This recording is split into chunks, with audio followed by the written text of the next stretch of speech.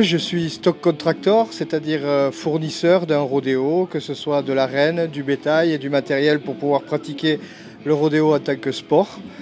J'amène des chevaux sauvages, des chevaux dressés, des taureaux pour pouvoir pratiquer le rodéo en toute sécurité. Et ici, on a amené une arène de rodéo, un stock de taureaux, dont un zébu Nélore, qui sont destinés à être montés en rodéo par les cow-boys de rodéo. On a des chevaux pseudo-sauvages parce que nous on travaille qu'avec des repris de justice, c'est-à-dire des chevaux qui ont eu des mauvaises aptitudes à être dans un club et qui au lieu de partir à la boucherie se font une carrière de chevaux rueurs dans ce qu'ils savent faire de mieux, c'est-à-dire décharger leurs cavaliers.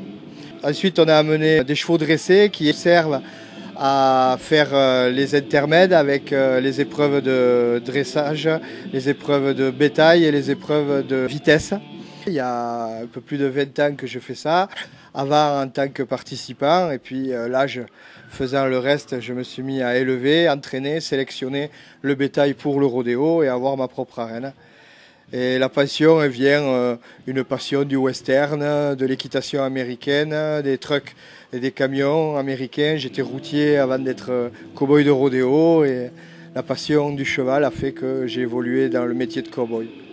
Le taureau mécanique, c'est un moyen de s'entraîner sans forcément avoir tout le matériel, l'arène, le taureau et surtout de pouvoir limiter la vitesse pour pouvoir comprendre les mouvements, les sensations avant de se retrouver d'entrée de jeu sur un vrai taureau, quoi.